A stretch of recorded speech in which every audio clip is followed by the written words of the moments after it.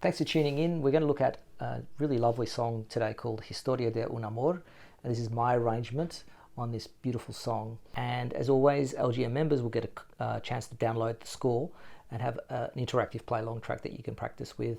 So without further ado, let's get stuck in. Now, if you'd like to listen to the full version of this, I've done a video of this on my channel, which you can access from the link above. Okay, so we're going to pick it up from the first bar where we're starting the melody with a slide, with a glissando.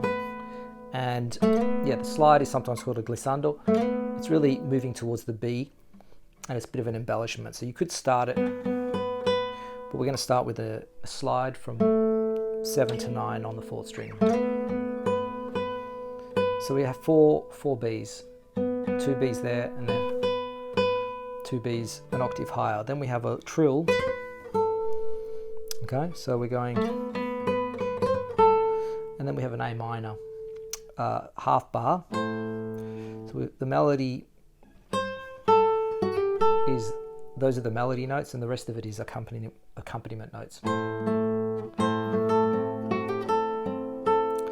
But you have to keep that bar down in position 5. And allow for the open bass string. You could play it like with a full bar, but that would work as well. But I prefer to do the half bar.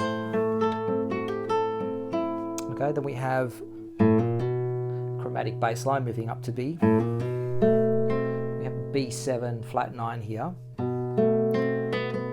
Okay, I'm gonna do a little pull off there. Some people like to go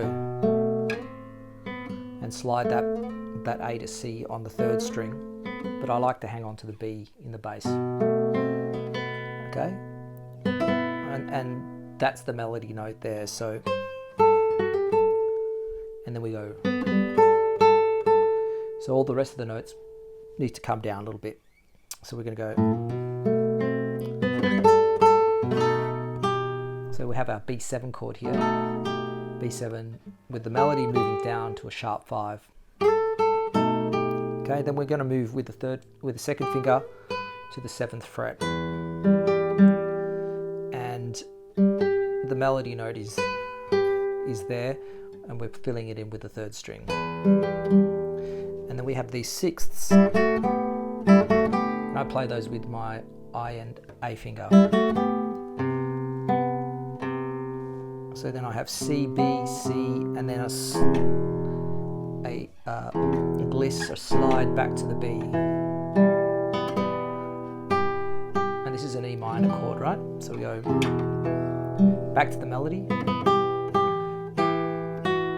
Okay, so this is all E minor. You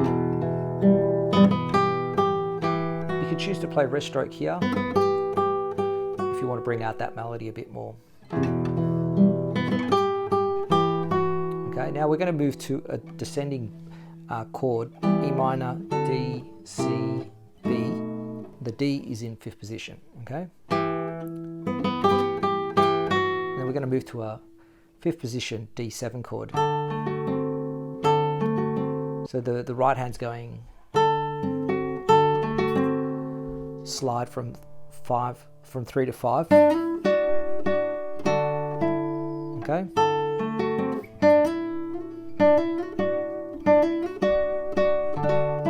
Do the same thing to 2 bars down.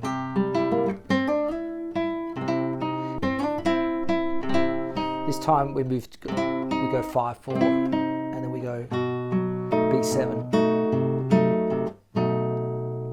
So it's a B7 chord with a C. It's kind of does like a diminished chord. Have a B7 chord which I usually strum. Back to the melody.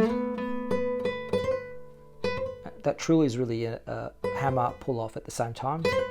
Half bar. B7 flat 9 chord. Melody. B7 chord up to E minor 7th position.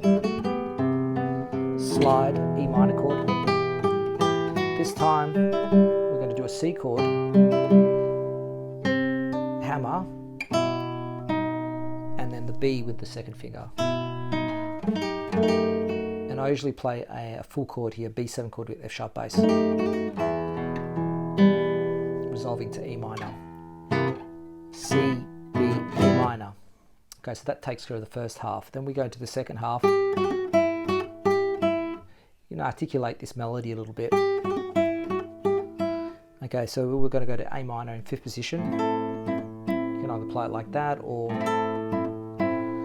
and then we move those 2 notes to open position. So C and E, continue it here. And then we have a melody in the thumb now. So we're going to go.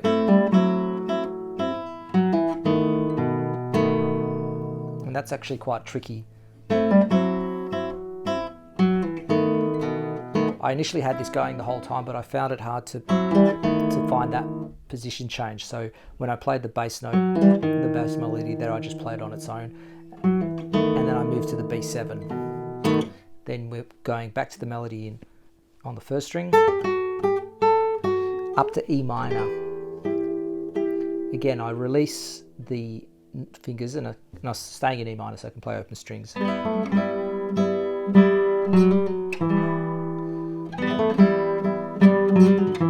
Notice it goes and then hammer a trill here.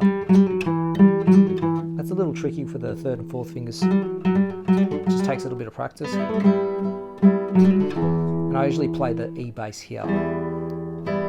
Then back to the melody on its own. Notice there's a little bit of articulation there. That's up to you how you play that. And then we're going to go back to our A minor chord. And then we move to 1st position. D7. So with the D7, we're going to go. The D7 we're going to play it in 3rd position, so that we can play the melody above it. So you keep that going with all the chords chugging along.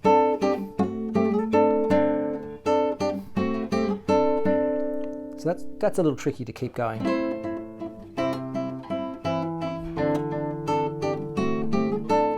We're going to move to our G chord, a bit of a stretch here from 3 to 7. And once we've done the first cycle of the first few chords, we're going to move to 1st position. So we essentially go from a G major to a G major 7. And notice the bass is going 1, 2, 3, 1, 2, 3, 1, 2, kind of a slow rumba. So we're going to go.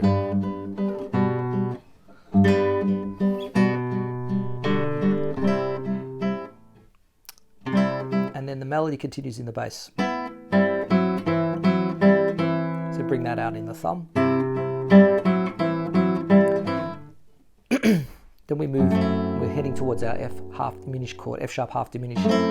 This is quite a big moment, it's got to be brought out a bit stronger, a bit of crescendo. So make sure that you have this fingering, so you've got the 4th finger free. Staccato chord and then octaves. And I like to do a decrescendo there. And then we move back to our initial melody. And